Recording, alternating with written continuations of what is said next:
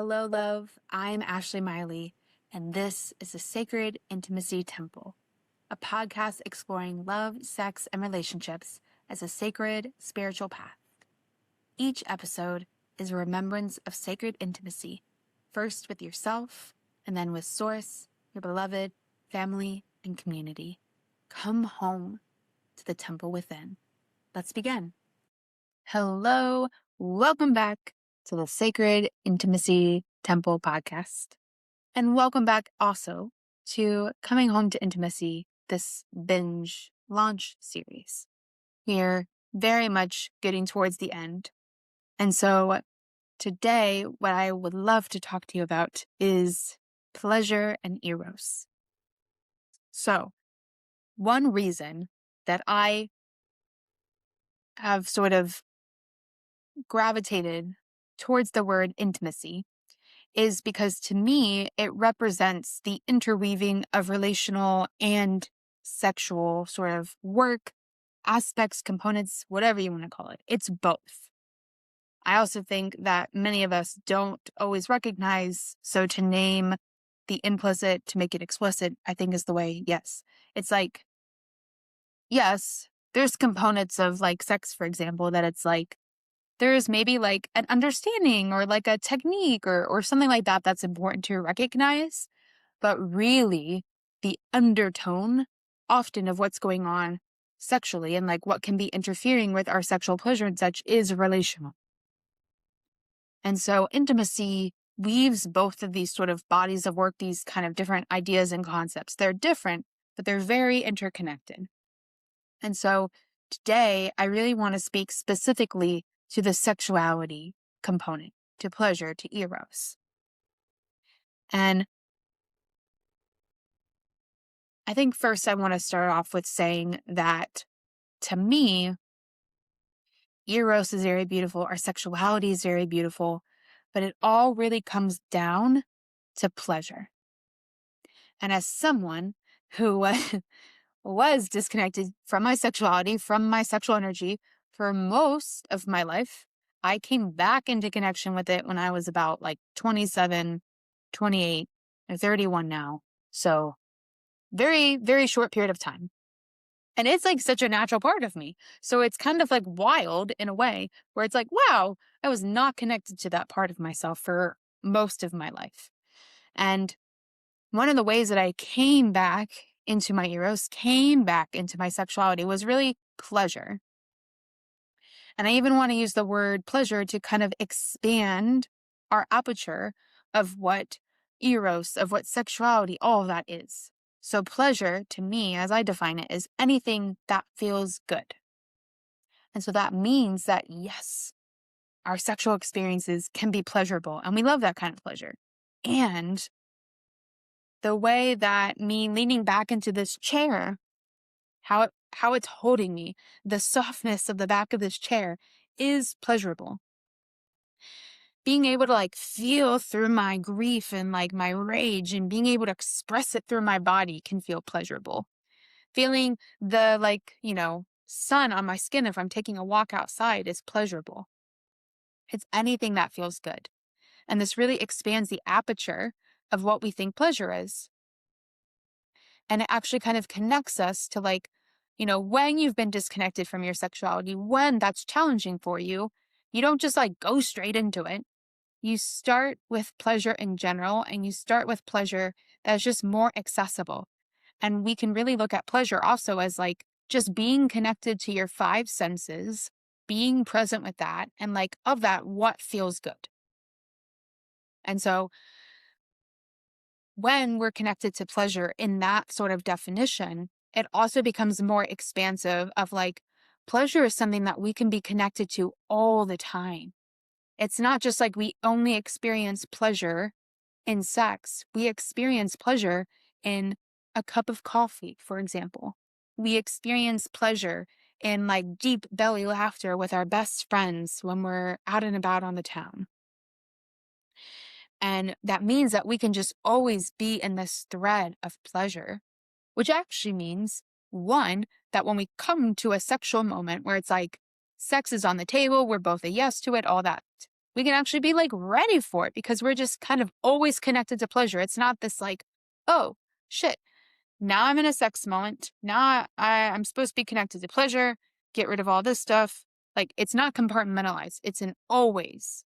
And when you're connected to pleasure in this kind of ever long thread, if you will, this ever existing thread, it actually helps you start to realize that pleasure is also like your life force energy.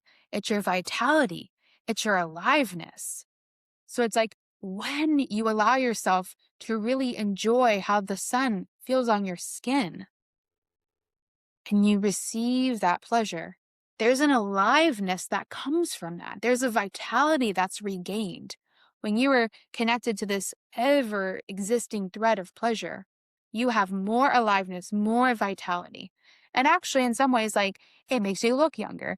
You seem younger. You're this vivacious thing. And people are just like, what is she having? I want some of that, you know? And it's just a connection to pleasure. And again, it's not just your sexual pleasure. It is the ever existing of goodness in your life.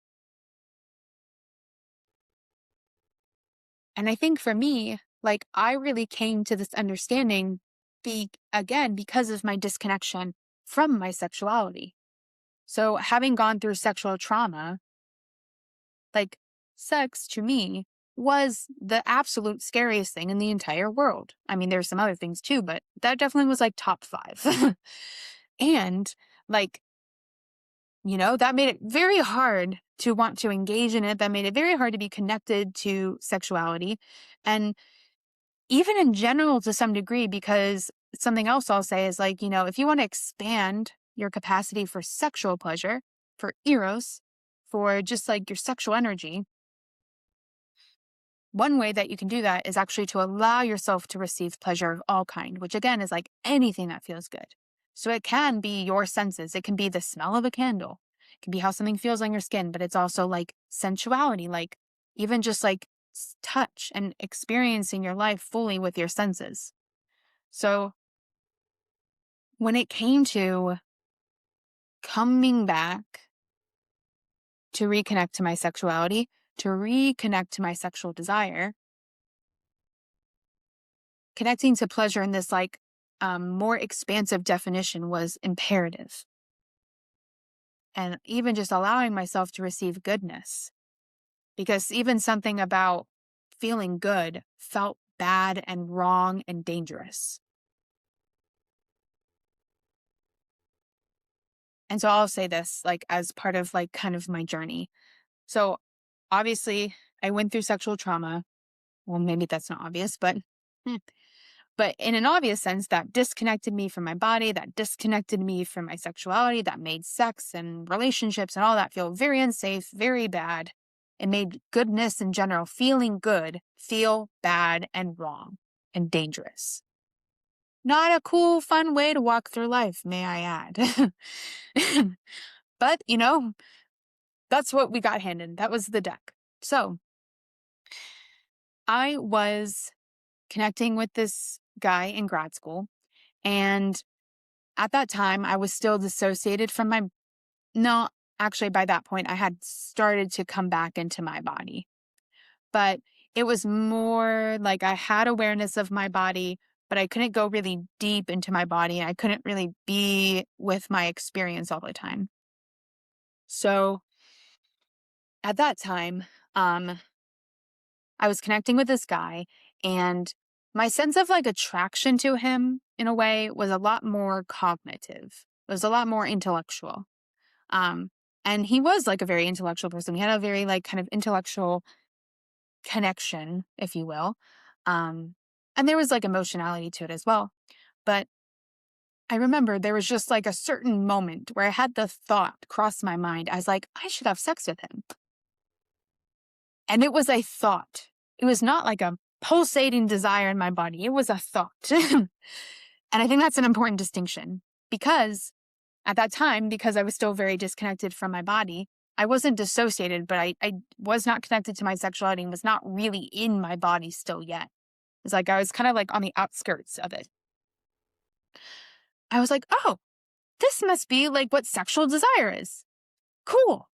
So I proceed to go to him. I proceed to like tell him this thought. And in that way, also sort of express like, I would like to have sex with you and I like you and you're pretty cool. And he's like, you're pretty cool too. Like, let's be boyfriend and girlfriend. I was like, oh, whoa, cool. Awesome. Okay. So then 2 days later, he reaches out and he's like, we need to talk. And I was like, okay. And so 2 days later, he's like, yeah, I can't be in a relationship with you. I don't find you sexually attractive at all. And then come home sobbing in the shower. Didn't even understand what that meant in some ways. Because again, like, it's kind of hard to maybe try to express it in words, but it was like, it wasn't like, I don't know that I actually was like sexually attracted to him, it was just like a thought, like, and like, oh, like this is what you're supposed to do next in a relationship. You're supposed to have sex. Cool. It wasn't like a desire to have sex with him. So that all happened. I'm processing that. COVID happens. Literally everyone I know moves away. I'm in a state all by myself, no one around me. I'm quite literally in some ways alone. And I'm just really sitting with this piece around, he doesn't find me sexually attractive. And to be honest, I couldn't even really I couldn't understand what that meant in a way. In some ways I was like, oh, like he's just not attracted to me. And that was confusing because I'm like, he's flirted with me. He's said all these things, whatever. And so that is when I really was like, I don't know why he doesn't find me sexually attractive, but something tells me that there might be some thread of truth to this. And just like in this way of like, I don't know my sexuality. I don't know how to be a sexual being. And in that way, it's like, I don't know how someone could find me sexually attractive in some ways. And that's where I really was like, I actually think I need to kind of go head into this relational and sexual trauma I've experienced and like actually stop trying to dance around it and just like genuinely go into it. And so in that, I, came into a certain healing container. I'm working with these teachers, blah, blah, blah, blah, blah. And naturally, how I started to connect to my sexuality again was in some ways, I was doing a lot of digestion of like rage and grief and fear and things like that. And there was this way that like I started to actually experience like a sense of it feeling good to move through that. Like it felt good to express that because of how much of it had been repressed and for how long it had been repressed inside of me and how long it had been living in my body. It felt good in a way to move through it. I also started to like, as I was sort of working with like being in the feminine and pleasure is a part of that and goodness is part of that, it was kind of like, what are the things that feel good to me? And experiencing that more from this like 5 sense experience, but even in a sensual sort of way. And in that, I started to notice this like different texture of energy where it was like, oh, like I'm turned on by this man I see over there. Or like, oh, like I just watched myself move this certain way in the mirror and I'm like, whoa, like, ooh. And I was like, huh, I think that is my sexuality. Like that is my sexual energy. And it wasn't this sort of like fire that I've sort of experienced on the other side of like being more directly connected to like, my sexual energy and like having sex or in self-pleasure or something like that. And when I was connected to that thread of just like, ooh, there was this aliveness. And as I kept connecting to that, I felt more alive. I felt more vivacious and people were reflecting that to me. A lot of that reconnection happened in my masculine cleanse. So then when I started dating again and stuff like that, that was a huge reflection that kind of just kept coming back to me. It was really around my vitality and around how alive I was and how just like um, vivacious and present in a way I was. And I really was like, that is my sexuality. And more expansively, like that is my pleasure. Like I'm just connected to what feels good. And then I'm expressing that through my body. And I'm expressing that just for myself, but other people get to witness it, other people get to feel it, and like that brings them pleasure. And that was kind of a reflection that was brought to me as well. And I really was like, oh. And again, like there was an aliveness that I felt after being connected to my sexuality again, to my pleasure, to my eros, that I had never experienced in my life before.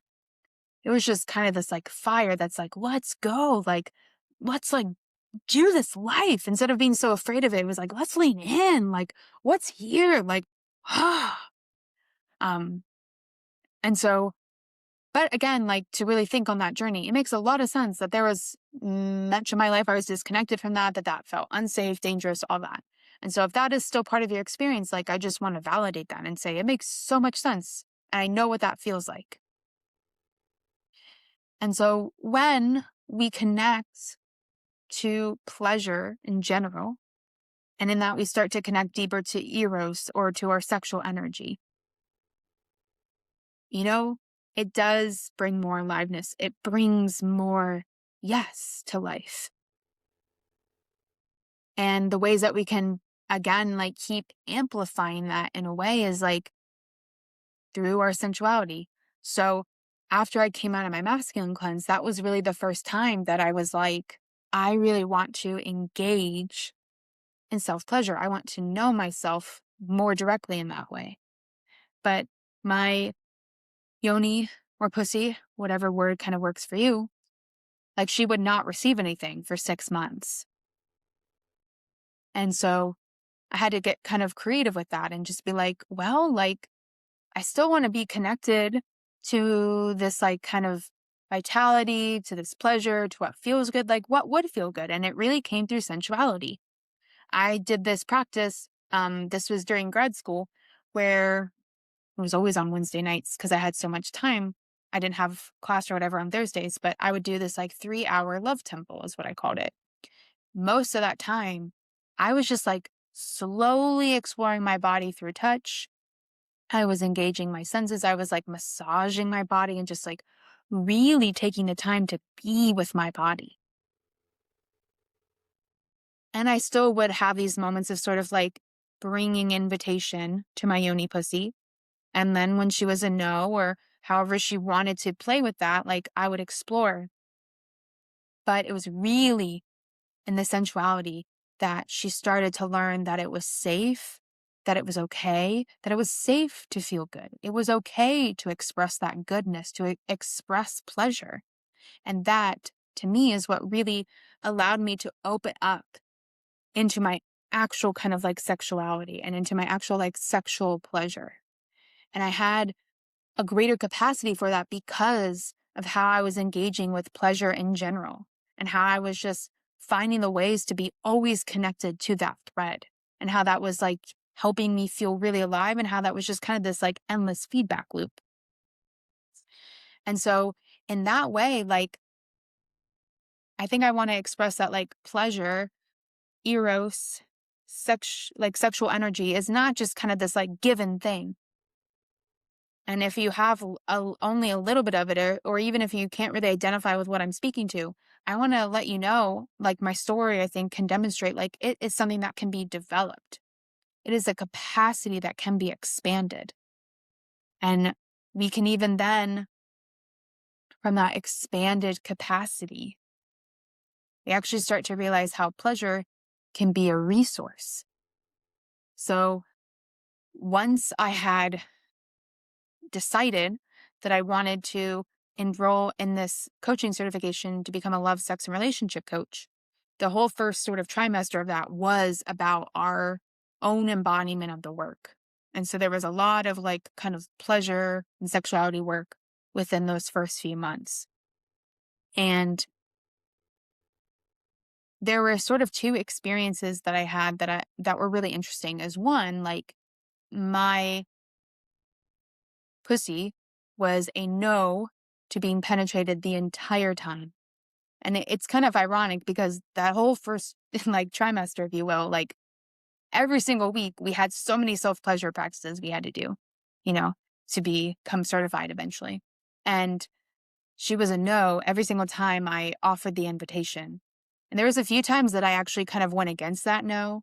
And I got to sort of experience like what does it feel like in my body when I go against my no. So there's a lot of pain, a lot of tension, all that. And eventually, I just kind of succumbed to that and I was like, this is the experience we're having. Like, how do we work with this?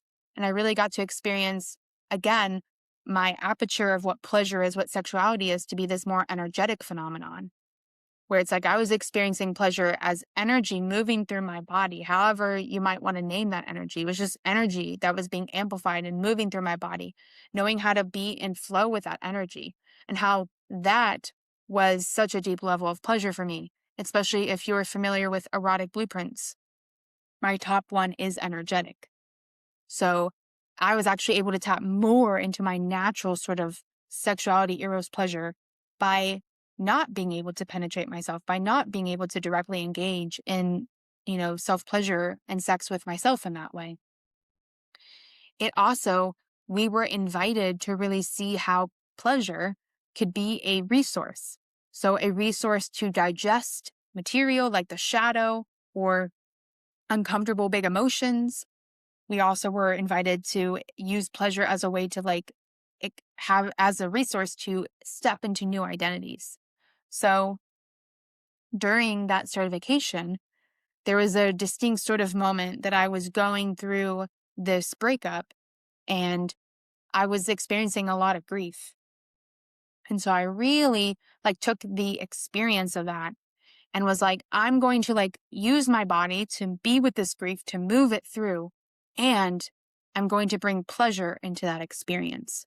And so how it worked is that you were pendulating between pleasure and grief, the experience and the expression of that. And at some point, you don't really pendulate because they almost become one and the same. And again, it was more of this energetic experience that I would say was such a heightened experience that was like being in an orgasmic state from grief. You could call it a griefgasm if you'd like. Um, and it was beautiful to see pleasure in that sort of expression and see how it could be a resource. There was a way that it's like, when you've built a deep relationship to your pleasure, to your Eros, it does start to have a degree of safety to it. So then when you're stepping into a new identity, and you're embodying and you're moving in new ways, again, kind of using the somatic component of pendulation, you can move between I'm embodying this new energy, this new archetype, and what would feel good? Is it touching my skin right now? Is it holding myself? And you're moving between those in this way that it's you start to encode in your nervous system, in your body, that it is safe to move in this new way. And you're doing that through the relationship you've built to pleasure and how that is safety. And again, all of this becomes a component of how we really get to see pleasure as not just desire, not just as orgasm, but it is life force. It is your vitality. And we all get to have an innate connection to that. And we can use pleasure as a way to come back into that truth of ourselves. And it reminds me when you're living in that when you're connected to the thread of pleasure, when you're feeling that pulsating through you and you have this aliveness and this vitality from that, it's really what again makes life feel so sacred in a way. And it makes being connected to your body, however that is, even again, if it's something just as simple as you're taking a walk outside and you're feeling the sun on your skin. There's a sacredness in being able to be present with that and to experience that and to receive that. There's something really sacred about feeling your own sexual desire and moving that through your body, whether that's just with yourself or expressing that towards another, and how that can become an invitation of co-creation into an actual sexual moment. Or maybe it's just kind of this pleasure play that feels really orgasmic in this energetic way. Because that can be Eros and pleasure. And it just is when you're connected to it and you can see the power of your pleasure, the power of your Eros, because it is the most powerful energy in the world. When you think about pleasure and Eros in this more context of sex, we use that to literally create human life. That energy can create anything. It can create new patterns, new worlds, new identities, new experiences. And they can be in the realm of our sex experiences, and it can be in all kinds of other things, our relationships, a business, art, community, whatever. And when you're connected to that powerful force of energy, you know how to cultivate it, you know how to tend to it, you know how to like channel it in the moment, how it's being called. You really come back into an experience of like power and empowerment. And it's like that level of power is your birthright.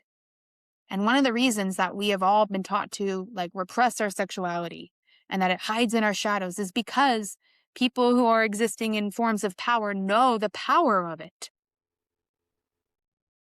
When you're disconnected from your sexuality, you are disempowered. When you're disconnected from your pleasure, you're disempowered. But when you reclaim it, when you take it back, however that looks for you, moment to moment, season to season, you come back into your power. You come back into being fully alive. And then again, whether that is just an experience with yourself, whether there's a unique way that you bring that into your friendships or the ways that that plays out in your relationships, your partnerships, it's a whole different level of intimacy. It's a deeper one. And then even from that space, we really get to expand our aperture of like what we can experience in like actual sex and even what we define as sex. Because maybe for some people, sex is just penetration and it's, missionary. That's all it is. It's all you do your whole life. But it's like, what if in sex you could, with your partner, cycle energy in this way that alchemizes trauma? What if you could have this like sensual play that becomes energetic and you have this like energetic orgasm?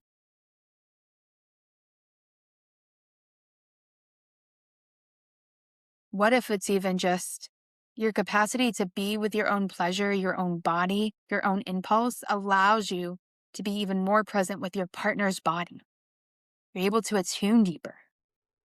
So you're able to sense without having to figure it out so much, like, where do we go next? What do I shift? And even like, there's a way that there can be communication, that there can be play in that sort of way that feels more accessible than I think what most of us have been taught. And again, expanding our capacity for what we experience in an erotic sense, in a sexual way, in pleasure in general. It just starts by like letting ourselves have that again. Letting ourselves know that it's safe, that it's not wrong, that it's not dangerous. You came here to be fully alive. Being fully alive is about coming back into wholeness.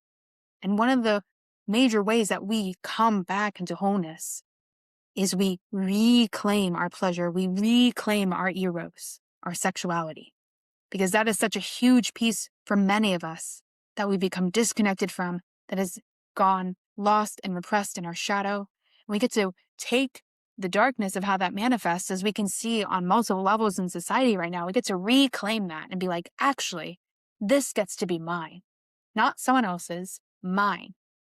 And I get to experience it in this moment, in this way. And from that place, I choose to share it with this person in this way. I choose to bring it in this way. I want to play and explore in this way. Are you open to that? And the whole experience just like becomes very, I want to use the word like multidimensional in a way. And it really like, gosh, like when you think about sex is just like, we're in missionary and it's penetrative. Like that is such a 2D way to see sex, to see eros, to see pleasure. When you're connected to the ever impulse of pleasure that wants to move through you, that is a form of aliveness that is just what we came here for. And being connected to ourselves, to life in that way in itself is more intimate and more sacred. And that's why like the path of sacred intimacy is definitely this component of like, what do we get to work with relationally? But it's also about how do we bring sex back and how do we bring the fullness of what sex is, what pleasure is, what Eros, whatever word you want to use. It's kind of all one and the same to me. Like, how do we bring that back as well? And so it's a very important sort of journey to walk through as well. And so I really just want to invite you right now in this moment, whether you're driving or you're listening and sitting, what feels good right now? And it doesn't have to be some crazy, large, big thing. Simply like, you could just like lean back in your chair and be like, wow, this chair is holding me. And that feels so fucking good right now.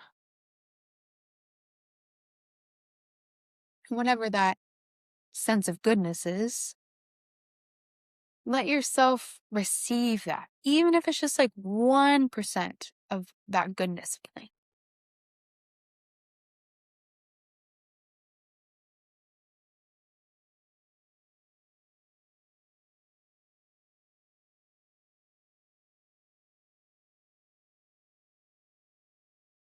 And taking a moment now to notice,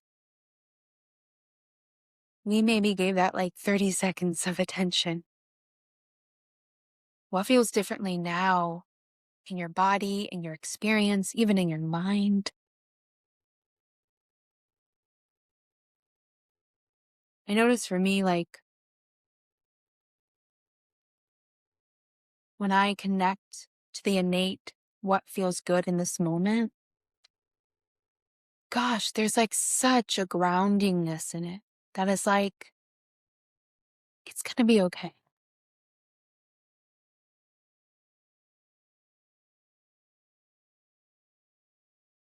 And as someone who spent most of my life feeling like nothing was okay, like to feel that is such a soothing balm to my body. And that then becomes another layer of like goodness and pleasure. And again, it's not like this fiery firework, orgasmic, whatever, but in some ways, like, like it takes my breath away.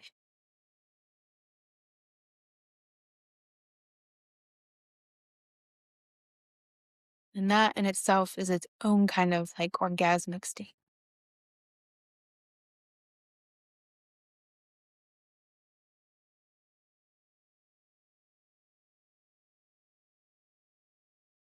And I think I just would love to invite you that over this next week, find a way every day, even if it's just for a few seconds, connect to what feels good and allow yourself to receive that, even again, if it's only like 1%. And notice, if you come back a week from now, what feels differently in you, and you're allowing yourself to reconnect to that thread of pleasure.